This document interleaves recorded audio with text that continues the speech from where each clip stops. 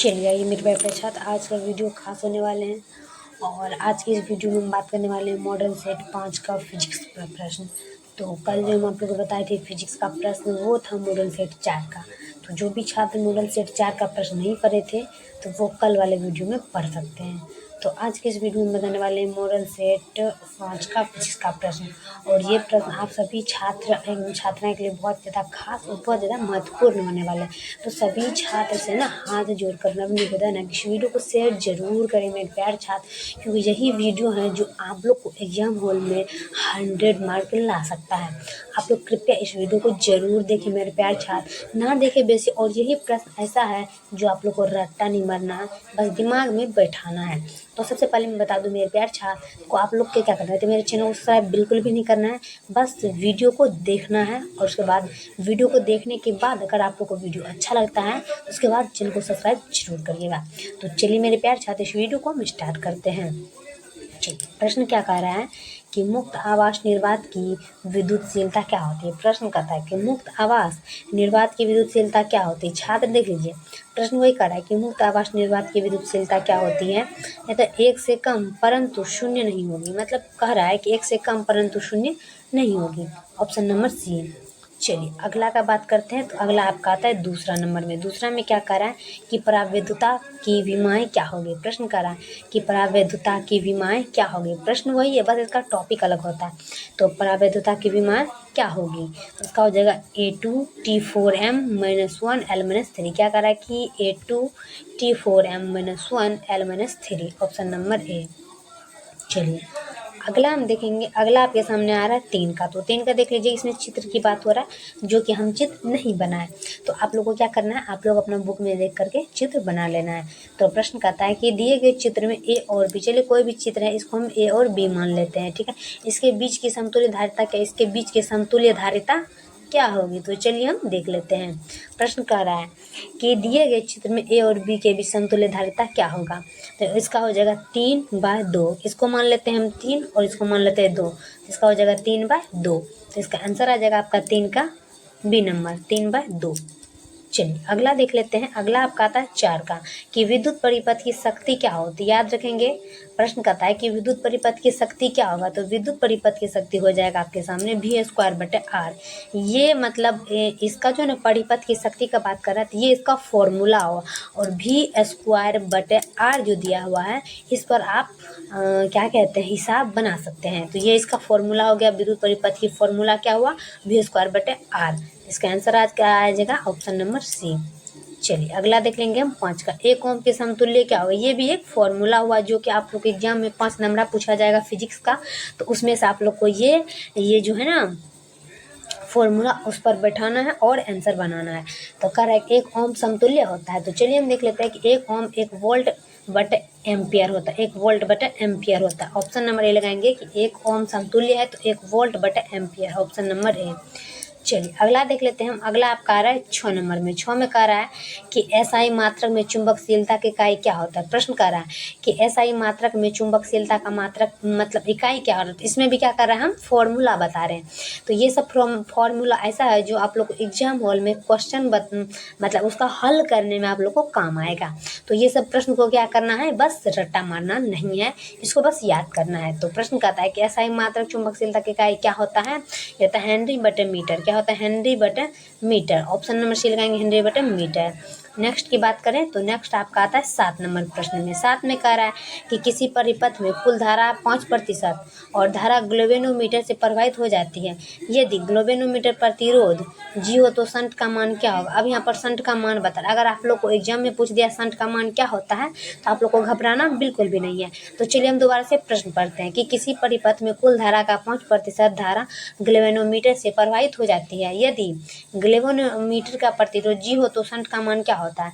तो 7 का आपका आंसर आ जाएगा, यानी कि ग्लोवेनोमीटर का आंसर आ जाएगा G/19 हो जाएगा। ग्लेवेनोमीटर संट का मान क्या होता है 19, मतलब G/19 हो जाएगा। Option number c. अगर एग्जाम में पूछा जाए संट का मान क्या होता है तो G/19, ऑप्शन नंबर सी।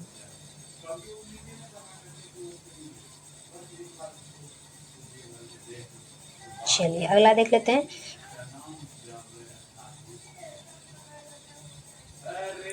चुंबक आघूर्ण का सही मात्रा क्या होता है? प्रश्न कह रहा है कि चुंबक आघूर्ण का सही मात्रा क्या होता है? सभी छात्र देखना है कि चुंबक आघूर्ण का सही मात्रा क्या होता है। तो चुंबक आघूर्ण का सही मात्रा होता है ampere metre square, ampere minus metre square. ये भी आप लोग का जो है ना क्या कहते हैं फॉर्मूला है, ampere minus metre square, option number b. चलिए अगला का बात करते हैं। तो अगला आपका आता है 9 नंबर में। 9 नंबर में कह रहा है कि किसी चुंबक क्षेत्र बी में लटकाता हुआ छड़ चुंबक पर बल आघूर्ण द्वारा चुंबक क्षेत्र से थीटा कोण बनाने में कितना कार्य करता है। तो चलिए इसका हम देख लेते हैं। ये सब प्रश्न आप लोग को पूछेगा। तो प्रश्न कह रहा है कि किसी चुंबकीय क्षेत्र बी में लटकता हुआ छड़, किसी मतलब कोई लटकता हुआ छड़ उसका चुंबक पर बल आघूर्ण द्वारा चुंबकीय क्षेत्र से थीटा कोण बनाने में कितना कार्य करना होगा। तो 9 का आपका आंसर आ जाएगा mb into 1 minus cos theta. ये भी देखिए आप लोग का क्या formula mb into 1 minus cos theta. तो इसका आंसर होगा ऑप्शन नंबर बी। चलिए अगला देखेंगे हम 10 का कि चुंबकीय ध्रुव पर नमन कोण कितना होता है 90 डिग्री। याद रखेंगे ये प्रश्न पूछेगा कि चुंबकीय ध्रुव पर नमन कोण कितना होता है 90, नमन मतलब 90, ऑप्शन नंबर सी। चलिए 11 का कि लेंज का नियम किस भौतिक राशि से संरक्षण पर आधारित है। याद रखेंगे कि लेंज का नियम किस भौतिक राशि पर संरक्षण आधारित है। तो आपका जो ऊर्जा जो है ना लेंज का नियम और राशि के संरक्षण पर आधारित है, जिसे हम ऊर्जा कहते हैं, ऑप्शन नंबर ए। चलिए अगला का बात करते हैं। तो अगला आपका आता है 12 नंबर में। 12 का प्रश्न कर रहा है कि 10 ओम प्रतिरोध तथा 10 हेनरी प्रेरकत्व की एक कुंडली 50 वोल्ट की बैटरी से जुड़ी है और कुंडली में संचित ऊर्जा क्या है। प्रश्न कर रहा है कि 10 ओम प्रतिरोध तथा 10 हेनरी प्रेरकत्व की एक कुंडली 50 वोल्ट की बैटरी से जुड़ी है और कुंडली संचित होती, मतलब कह रहा है कि 10 ओम की प्रतिरोध है तथा और 10 हेनरी प्रेरकत्व की एक कुंडली है और 50 वोल्ट की बैटरी से जुड़ी है। तो कुंडली का संचित ऊर्जा क्या होगी। तो चलिए हम देख लेते हैं। कुंडली का संचित ऊर्जा होती है 125 जूल। क्या होता है 125 जूल, ऑप्शन नंबर ए। चलिए अगला देखेंगे हम 13 का। तो 13 में प्रश्न कर रहा है कि प्रयावर्ती धारा में महत्तम मान और वर्ग मध्य मूल का मान अनुपात क्या होता है। क्या कह रहा है कि प्रयावर्ती धारा में महत्तम मान और वर्ग मध्य मूल का मान अनुपात क्या होता है। तो 13 का आपका था 1/√2। क्या होता है 1/√2। प्रश्न कर रहा है कि पर्यावर्ती धारा में महत्तम मान और वर्ग माध्य मूल मान का अनुपात होता है 1/√2, ऑप्शन नंबर सी। चलिए अगला देख लेंगे। अगला आपका आ जाएगा 14 नंबर प्रश्न कि आभासी का धारा क्या होता है। याद रखेंगे ये भी पूछेगा। तो आभासी का धारा होता है शिखर धारा बटे √2। इस पर आप लोग का आंसर यानी कि क्वेश्चन बनेगा। तो आभासी का धारा होता है शिखर धारा बटे √2, शिखर धारा बटे √2, ऑप्शन नंबर सी। चलिए अगला देखेंगे हम 15 का। तो 15 में कह रहा है कि निम्नलिखित में किनका उपयोग पौधे घरों में होता है। क्या कह रहा है कि निम्नलिखित में किनका उपयोग पौधे घरों में होता है। याद रखेंगे। और 15 का आपका आंसर जो है वो 15 का आपका आंसर अवरक्त किरणों का क्या होता है अवरक्त किरणों का। तो इसका आंसर आ जाएगा आपके सामने 9, मतलब डी का हो जाएगा अवरक्त किरणों पर। और नेक्स्ट की बात करें तो नेक्स्ट आपका आता है 16 नंबर प्रश्न। 16 में कह रहा है कि निम्नलिखित में किसकी तरंग दैर्घ्य सबसे अधिक। अब देखिए यहाँ पर बात कर रहा है कि निम्नलिखित में किसकी तरंग दैर्घ्य सबसे अधिक है। तो 16 का आपका आ जाएगा ऑप्शन नंबर डी में माइक्रो तरंगे। माइक्रो तरंग जो होता है ना हमेशा सबसे अधिक होता है। तो किसकी तरंग सबसे अधिक होता है तो वो होता है आपके सामने माइक्रो तरंगे। इसका आंसर आ जाएगा ऑप्शन नंबर डी में। चलिए नेक्स्ट की बात करें तो नेक्स्ट आपका आता है 17 नंबर। और 17 नंबर का प्रश्न कर रहा है कि कांच से हवा में प्रवेश करते समय प्रकाश का क्रांतिक कोण सबसे कम होता है। चलिए हम इस प्रश्न के टॉपिक पर बात करते हैं कि कांच से हवा में प्रवेश करते समय प्रकाश का क्रांतिक कोण सबसे कम होता है। तो चलिए हम देख लेते हैं कि क्रांतिक कोण सबसे कम होता है। तो ये आपका सामने जो आता है ना ये होता है आपका बैगनी। बैगनी जो ऐसा कलर है जो प्रकाश के सामने आते ही क्रांतिक कोण सबसे कम हो जाता है, इसे हम क्रांतिक कोण कहते हैं, जिसको हम कहते हैं बैगनी कलर। तो इसका आंसर आ जाता है ऑप्शन नंबर डी में। और नेक्स्ट की बात करें तो नेक्स्ट आपका आता है 18 का। तो 18 में कह प्रकाश वर्ष मात्रा होता है। याद रखें प्रकाश वर्ष मात्रा होता है। तो ये प्रश्न आप लोग के सामने आता है दूरी पर। दूरी जो है ना दूरी मतलब प्रकाश से पृथ्वी की दूरी जो होता है ना वो कहते हैं प्रकाश वर्ष की मात्रा, मतलब इसका मात्रा हो गया दूरी। तो ऑप्शन नंबर ए लगाना है। चलिए अगला का बात करते हैं। तो अगला आपका था 19 का। 19 में कह रहा है कि 20 सेंटीमीटर और -40 सेंटीमीटर फोकस दूरी वाले दो लेंसों के संयोग से बने समतुल्य लेंस की क्षमता डायोप्टर मतलब डी, क्षमता मतलब क्या हो जाता है आप लोग बता सकते हैं। तो प्रश्न कर रहा है कि 20 सेंटीमीटर और -40 सेंटीमीटर फोकस दूरी और लेंसों के संयोग से बने समतुल्य मतलब बराबर क्षमता डायोप्टर क्या होगा। तो बराबर क्षमता डायोप्टर क्या हो जाता है 2.5 होता है। हमेशा याद रखेंगे 2.5 होता है बराबर क्षमता डायोप्टर वाले 2.5, ऑप्शन नंबर बी। चलिए नेक्स्ट देख लेते हैं। तो नेक्स्ट आपका आता है 20 नंबर प्रश्न। तो 20 या देखते हैं यार, यही सब आ जाता है तो हमें थोड़ी दिक्कत हो जाती है। तो चलिए हम 20 का देखते हैं कि छोटे आपतन कोण के लिए यू अपवर्तनांक वाले पतले प्रिज्म का न्यूनतम विचलन कोण क्या होता है। तो प्रश्न कह रहा है आपका कि ये छोटे आपतन कोण के लिए यू अपवर्तनांक वाले पतले प्रिज्म का न्यूनतम विचलन कोण क्या होता है। तो 20 का आप लोग को आंसर देखना, और 20 के आपके सामने आंसर आ जाता है 1 + u × a²। प्रश्न कहता है कि छोटे आपतन कोण के लिए यू अपवर्तनांक वाले पतले प्रिज्म का न्यूनतम विचलन कोण होता है 1 + u² तो इसका आंसर आ जाता है ऑप्शन नंबर डी।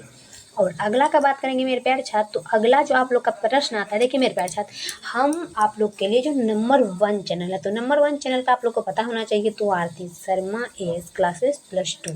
तो नंबर 1 चैनल के लिए आप लोग को कुछ भी नहीं करना है, बस डायरेक्टली क्या करना है, चैनल को subscribe and bell icon press कर देना है। और ये प्रश्न इस चैनल पर जो भी प्रश्न आएगा तो सबसे पहले आप लोग के पास पहुंच जाएगा, ताकि आप लोग को दूसरा कोई पढ़ाने से पहले आप लोग को नंबर 1 चैनल से जो प्रश्न मिलता है वो पढ़ने के लिए मिल जाए। तो चलिए मैं किस नंबर में देखते हैं कि रचनात्मक व्यक्तिकरण के लिए किसी बिंदु पर पहुंचने वाले दो तरंगों के बीच कालांतर होना चाहिए। प्रश्न काला है कि रचनात्मक व्यक्तिकरण के लिए किसी बिंदु पर पहुंचने वाले दो तरंगों के बीच कालांतर होना चाहिए। चलिए हम देख लेते हैं, दो तरंगों के बीच कालांतर होना चाहिए तो वो होता है आपका 0।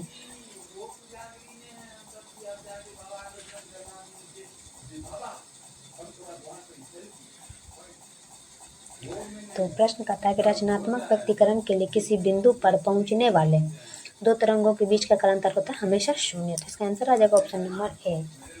चलिए अगला का बात करते हैं। तो अगला आपका आता है 22 का। तो 22 में देख लेंगे कि किसी इलेक्ट्रॉन का आवेश का मान क्या होता है। प्रश्न कर रहा है कि किसी इलेक्ट्रॉन के आवेश का मान क्या होता है। तो 22 का देखेंगे मेरे प्यारे छात्र, और 22 का आपका जगह 1.6 × 10⁻19 सेल्स। देखिए याद रखेंगे, ये प्रश्न पूछेगा कि किसी इलेक्ट्रॉन के आवेश का मान क्या होता है। तो कोई भी इलेक्ट्रॉन ले लीजिए और उसका आवेश का मान डायरेक्टली यही होगा, इसको याद रख लेना है, 1.6 × 10⁻19 सेल, ऑप्शन नंबर बी। चलिए अगला देख लेंगे हम। अगला आपका आता है 23 का कि प्रकाश विद्युत प्रभाव की खोज सर्वप्रथम किसने की थी। अब देखिए यहाँ पर बात हो रहा है कि विद्युत प्रभाव और प्रकाश का जो खोज होता है सर्वप्रथम किसने किया था और इसका नाम क्या है। तो चलिए हम देख लेते हैं, इसका नाम मुझे आइंस्टीन, मतलब प्रकाश विद्युत प्रभाव की खोज किसने की थी। तो आइंस्टीन ने। ये प्रश्न तो 100% पूछेगा मेरे प्यार से, VVI प्रश्न है, इसको याद रखना है, ऑप्शन नंबर ए लगाना, आइंस्टीन। चलिए अगला देखेंगे हम 24 का कि परमाणु का आकार होता है लगभग कितना। चलिए हम देख लेते हैं कि परमाणु का आकार लगभग कितना होता है। तो परमाणु का आकार लगभग होता है 10⁻6 mm। क्या होता है, 10⁻6 mm, ऑप्शन नंबर ए।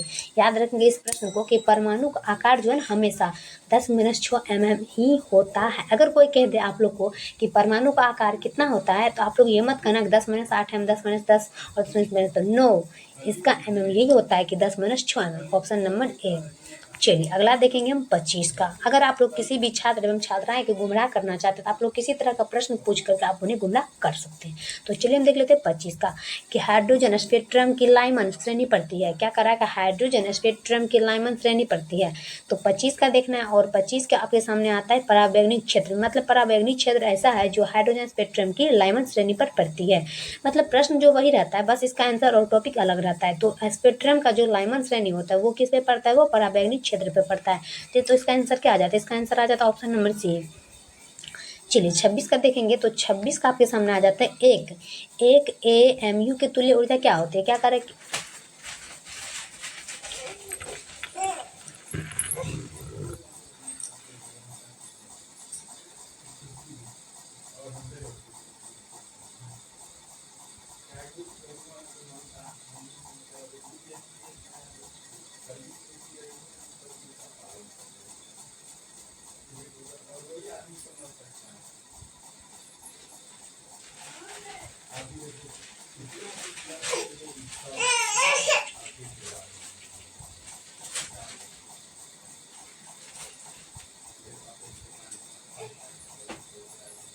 चलिए प्रश्न कहता है कि एक AMU की तुल्य ऊर्जा कितनी होती है। तो 26 का देखना, और 26 को 931 MeV, 26 का 931 MeV, ऑप्शन नंबर डी। तो मेरे प्यारे साथी, ये वीडियो आप लोगों को कैसा लगता है कमेंट में तो हम बोले जरूर बताइएगा, और जितना हो उतना शेयर जरूर करिएगा। तब तक के लिए नेक्स्ट वीडियो में मिलते हैं। जय हिंद, जय भारत।